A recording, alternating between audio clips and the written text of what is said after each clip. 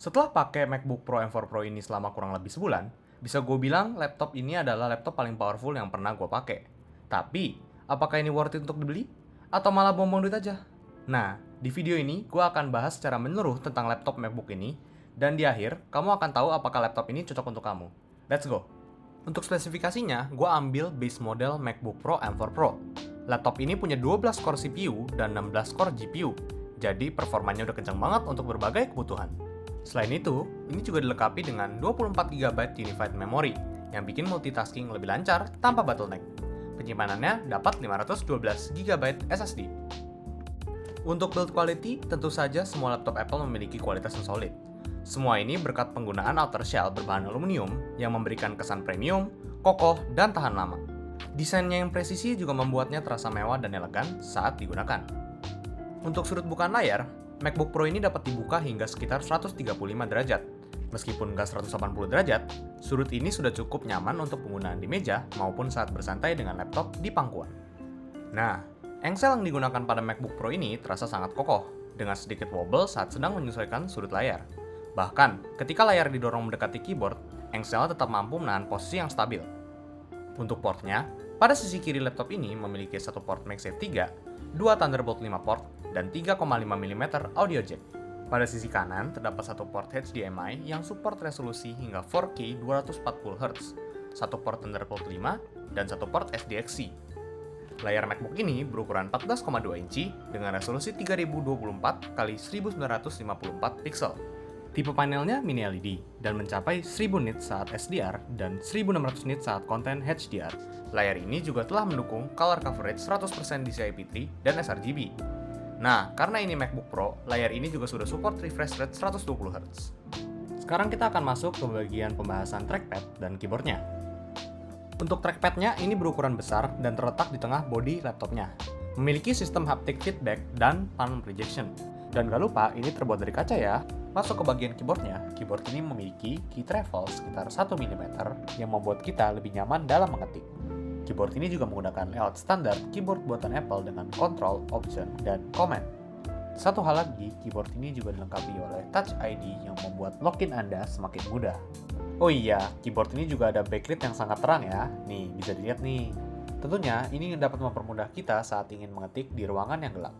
Nah, ini adalah contoh dari penggunaan keyboard tersebut.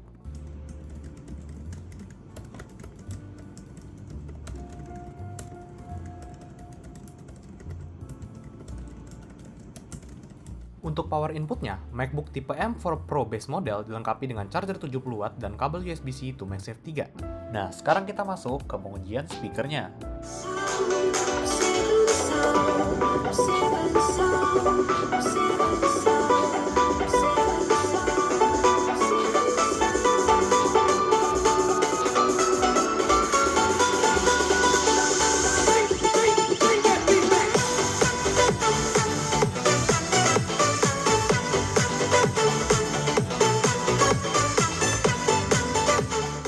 Gimana? Bagus banget kan? Hal ini dikarenakan MacBook dilengkapi oleh 6 buah speaker yang sangat berkualitas. Untuk kamera webcamnya, ini sudah menggunakan 12 megapiksel center stage kamera yang support resolusi 1080 pixel dan disertakan juga LED indikator saat sedang digunakan. Sekarang masuk pada first impression gua saat pertama kali memakai MacBook ini.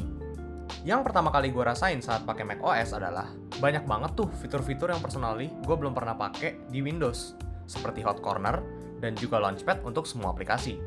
Fitur ini pun sangat well built dan terasa seamless saat sedang digunakan. Yang kedua, macOS ini punya UI yang super rapi dan konsisten. Semua setting dikumpulin di satu tempat, jadi gampang banget buat diakses tanpa perlu nyari-nyari.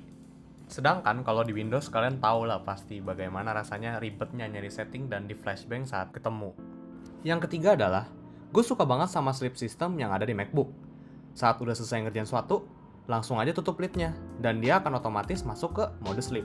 Hal ini tentunya membuat wake up time dari MacBook ini sangat cepat, sehingga saat lid dibuka, semua pekerjaan akan tetap terbuka dan siap untuk digunakan. Jujur, gue cuma restart atau shutdown MacBook ini saat update atau seminggu sekali aja. Yang terakhir adalah, MacBook ini punya banyak banget shortcut di trackpadnya, seperti klik menggunakan satu jari untuk klik kiri, drag menggunakan dua jari untuk melakukan scrolling, klik menggunakan dua jari untuk klik kanan, jemput ke dalam dan keluar untuk membuka dan menutup launchpad, geser ke kanan dan ke kiri untuk pindah desktop, dan ke atas untuk pindah tab. Dan nggak lupa satu fitur lagi, yaitu drag menggunakan 3 jari untuk menggeser sebuah window. Untuk performance benchmarking yang pertama, saya akan menggunakan yang namanya Speedometer 3.0. Speedometer 3.0 ini bisa digunakan untuk mengecek performa CPU kalian saat sedang melakukan browsing di internet.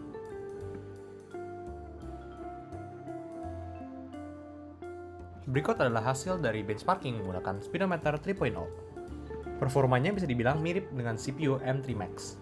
Nah, di sini gue juga coba jalanin benchmarking kesukaan para reviewer ya, yaitu Cinebench R23.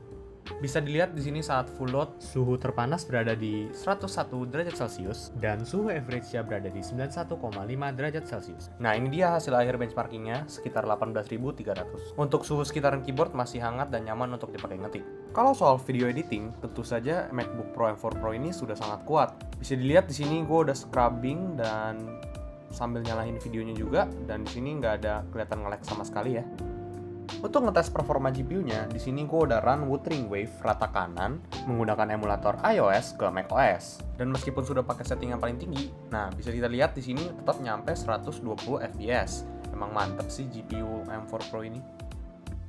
Bagi kalian yang penasaran apakah RAM 24GB-nya itu cukup, di sini gue udah buka sekitar 40 tab di Chrome yang isinya ada YouTube, Netflix, Instagram, beberapa localhost, dan masih banyak lagi. Gue juga ada buka virtual device, yang pertama itu ada Android, dan yang kedua itu iOS. Serta gue juga buka beberapa project dari VS Code gue. Gue juga ada buka desain Figma yang gue lupa kasih unjuk di dalam video. Dan biar tambah seru, gue juga buka DaVinci Resolve yang digunakan untuk mengedit video ini.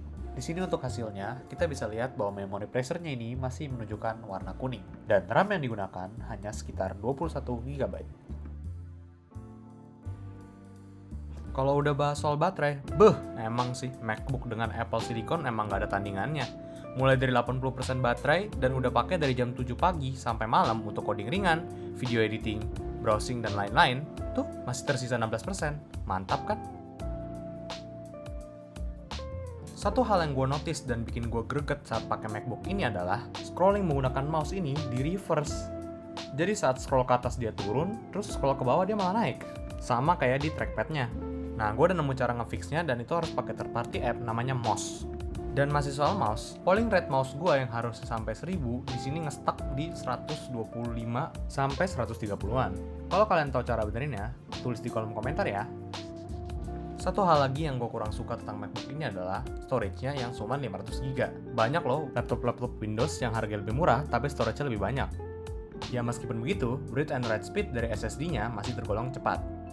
Yang ini mungkin kalian sudah sadar dari tadi. Yap, nggak ada USB Type-A port. Dan jika kalian pengen pakai USB Type-A, kalian harus beli dongle yang harganya ratusan ribu. Stop! Ini adalah peringatan untuk kalian yang ingin memainkan game-game Steam di laptop ini. Banyak banget game-game yang emang nggak disupport untuk run di macOS. Jadinya untuk kalian yang sering main game, hati-hati ya. Pikirkan lagi sebelum membeli. Nah, ini salah satu hal yang agak aneh dan bikin gue bingung saat pakai macOS. Kenapa ya window management-nya dibikin bolong-bolong gini? Saat pakai fitur ini, kadang malah bikin orang salfok karena jendelanya yang nggak langsung snap rapi kayak Windows. Untungnya, hal ini bisa di-fix pakai third-party app yang bernama Rectangle. Nah, sekarang kita akan bahas sisi positif dan negatifnya. Untuk sisi positifnya, yang pertama adalah build quality yang solid, engselnya kokoh, trackpad kaca super luas, dan keyboard nyaman banget untuk ngetik. Yang kedua adalah layar tajam dan akurat, bezelnya tipis, warnanya presisi buat desainer, fotografer, dan konten kreator. Yang ketiga adalah speakernya jernih dan bertenaga, enak buat streaming film ataupun musik. Yang keempat, macOS-nya ini smooth dan produktif buat coding, editing video, dan kerjaan lain. Yang kelima, CPU-nya kencang dengan single core yang tinggi, bikin semua terasa responsif. Yang keenam, GPU-nya cukup kuat, bisa buat rendering Blender dan main game yang support. Yang ketujuh, baterainya tahan lama, bisa seharian buat tugas yang ringan atau beberapa jam di workload berat. Nah, sekarang kita masuk ke sisi negatifnya. Yang pertama, banyak peripheral yang nggak support di macOS, jadi harus beli mouse yang mahal atau pakai third-party app. Yang kedua, nggak ada USB Type-A port, tapi ini bisa di-solve ya menggunakan dongle. Yang ketiga, Storage-nya hanya 512 GB, berasanya kurang lega, jadi harus beli external drive yang agak ribet untuk dibawa-bawa. Keempat, RAM-nya juga cuma 24 GB. Meskipun cukup, tapi laptop Windows harga segini udah 32 GB semua. Yang kelima, harganya mahal. Di iBox sekitar 35 juta dan di marketplace bisa 33 jutaan. Yang keenam, minim game support. Kurang cocok buat kalian yang suka gaming di laptop. Yang ketujuh, warna yang gue beli ini Space Black cakep banget, tapi rawan fingerprint dan scratch, jadi siap-siap untuk sering ngelap. Jadi, apakah MacBook Pro M4 Pro ini worth it buat kalian? Jawabannya tergantung. Kalau kebutuhan kalian cuma kerja ringan seperti Word, Excel, browsing, atau nonton film, MacBook Air sudah lebih dari cukup. Tapi warning, MacBook Air ini nggak punya kipas, jadi jangan dipaksa buat kerja berat, nanti malah throttling dan performanya jadi turun. Nah, kalau kalian butuh performa lebih tanpa overkill, MacBook Pro M4 Pro base model adalah pilihan yang pas. Dibanding varian yang lebih tinggi seperti M4 Max, model ini tetap powerful buat tugas berat seperti video editing, coding, desain grafis, dan rendering ringan, tanpa perlu RAM dan CPU yang terlalu besar. Jadi siapa nih yang cocok pakai MacBook Pro M4 Pro? Yang pertama ada content creator, developer dan programmer, mahasiswa dan profesional, dan orang yang pengen MacBook Pro tapi nggak perlu spek yang terlalu tinggi. Jadi, kalau kalian butuh lebih dari sekedar laptop biasa, MacBook Pro M4 Pro ini recommended banget. Nah, jadi itu saja untuk video kali ini. Kalau kalian merasa video ini bermanfaat, bisa like, komen, share, dan subscribe. Terima kasih sudah mendengarkan. Sampai ketemu di video selanjutnya. Bye-bye.